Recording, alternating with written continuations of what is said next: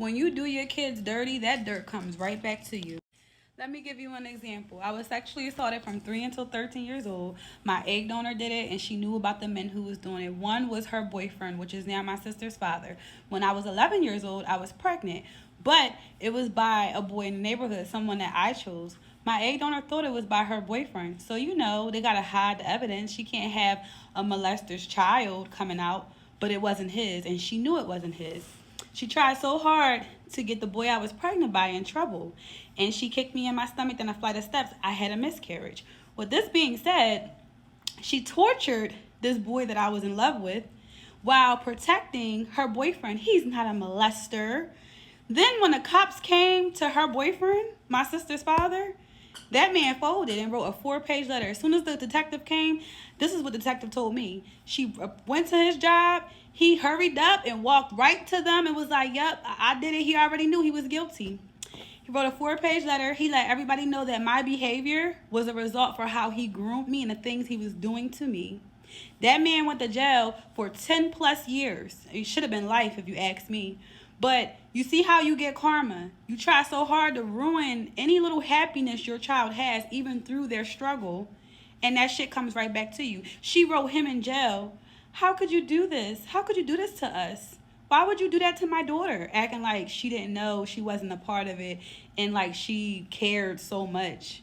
Sick shit. Psychopaths. Her and him were both psychopaths. My sperm donor is still locked up for sexually assaulting me because he knew about all this. He came to get me at 13 and said I could live with him. And then he ended up doing the same thing. My story is on Unfiltered Stories if you want the full story. The full story is not even on there either, but the bits and pieces that I'm giving out. Okay, when you do your kids dirty, that shit comes right back to you. Like, karma, bitch. Thank you for this comment, and I want to assure you that they're going through something. Not everyone believes in karma, right? But karma is merely just the law of cause and effect. I go off of the Hermetic principles. Cause and effect means what goes out must come back. As above, so below. So even though you may not see what they're going through, I can guarantee you that they are going through something. My egg donor, for an example, she lost all of her hair, okay? She had very long, pretty hair. I ain't even gonna cap. It was very long. All her hair fell out. No one knew about this. It was only about 3 of us who knew this because we were the closest to her. But the extended family, even some immediate family, they didn't know that she lost all of her hair because they wear wigs. Narcissists, cluster B energy, sociopaths, and psychopaths, they're not going to overtly or show you what they're going through. Just like when people get arrested, that's exactly that cause and effect. You keep on hurting other people, eventually it's going to catch up to you. What you put out always comes back in. So you may not see it, but I promise you they're going through something internally. Healing from family betrayal is hard, but I am proof that it's very much possible. For those of you who watch my video that's going viral about my egg donor kicking me in my stomach when I was pregnant at 11, I want to use that as an example for this video because healing from that incident took me a very long time because I had Stockholm Syndrome.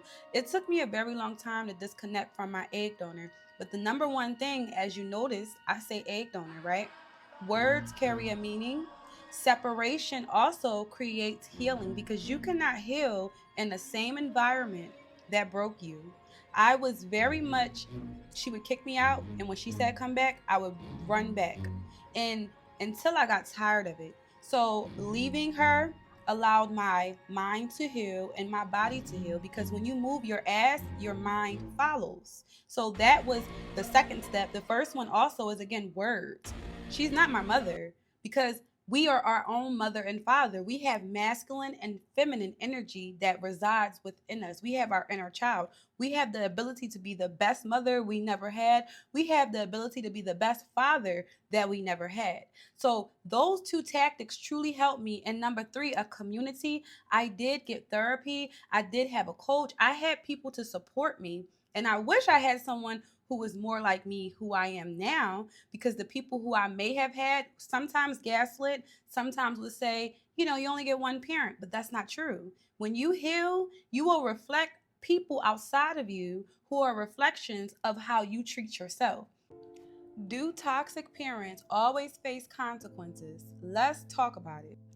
Regardless of your age, if your parents have abused you emotionally, physically, spiritually, financially, if they have done these things to you, I want to remind you of the cause and effect law of the universe. What goes out must come back.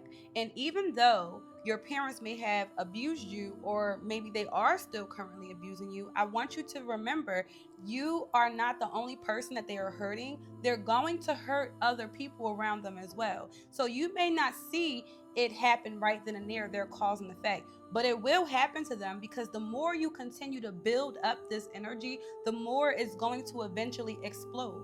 I watched my egg donor treat her husband very badly. She made this man stay in a room while she had another man come into the home to do only God knows what. And the reason why she did this was because at the time, my stepdad was not able to provide, but he never sexually assaulted me, so that's why I considered him my stepdad. But he was not able to provide, and because of that, narcissist cluster B's, she's a psychopath narcissist. So the cluster B energy will pick on your insecurities, and that's what she did to my stepdad. She made him feel less of a man. While she did this outrageous act, he was in the room angry, and he didn't know how to express himself, because you're stuck between wanting to express yourself and also wanting to still stay in the home, because he had one child by her. Now, fast forward, like a year or two later, all of her hair fell out. Literally, she had very long hair. That was like her staple. Look at me, I have long, beautiful hair. She had very long hair, silk presses, all that. When I tell you, all of her hair fell out, all of it. So yes, they get their karma, and no one, only a few of us close to her, only 3 of us really knew that she lost all her hair. So other people didn't know, because she would wear wigs, scarves, you know how us black women do, we do weaves anyway. So no one would think anything of it. But deep down inside, when she looked in a mirror, when she looked at us, she felt very ugly. So yes, they always get their karma. What they put out will always come back to them. You are most deserving. Remember, words and numbers carry a frequency, a vibration to it. The etymology of mother is mother wit. That means that it's naturally bestowed upon a woman to have the instinct to be nurturing, to be loving. But let's be real, just because you can create a child does not mean you're a mother. Just because you can nut in somebody does not make you a father. So when we use different words, we're reprogramming our subconscious beliefs, because our subconscious is like, this is my mom, this is my God. Because when you're a child, they are like our gods, because we can't do anything for ourselves. Remember, the body keeps score, okay? Even though trauma might happen to our brain, that snapshot still stays. So trust versus mistrust. When you're a newborn all the way up until 1.5 years old, you're searching the environment to see, am I safe? Can I trust these people? That stays with you. What you go through at 1 years old as a newborn, that continues on into your adulthood. It builds upon each other. So when we change our words, we change our mind, we change our reality, we shift from pain to power. Healing from my childhood traumas, it made me very egotistical. I'm not even gonna lie, because childhood trauma precedes weight gain. I was 75 pounds overweight. Okay, I had low self-esteem. I did not like look at the energy different. Look at the energy here and look at the energy there. So you can heal. All things are possible. I have an article. DM me for the link, because I'm not able to put it in my bio. But I did just write an article how childhood trauma is linked to being overweight. And when you have confidence, you reach self actualization even quicker, because can't nobody tell you anything. I was a horrible people pleaser. I allowed people to walk over me. I allowed people to talk to me any kind of way. That is not who this woman is anymore. And this was right before I got my locks, because you see the ends still got the color. But I love my life so much. This is why I went to school for psychology. I had my master's degree and I am a coach. So my ego is literally my amigo, because I learned how to control it. There is no ego death. That is an egotistical comment in itself, to say the ego dies. We operate through our ego. The ego likes what it likes, and I like her. And if you like her and you want the same energy, you can DM me for I have a free course. and you can DM me for a one-on-one. I am the Miracle Coach. I am a transformational and empowerment coach, and I'm here to serve you. Even though I have a big ego, I want to help people who felt like this.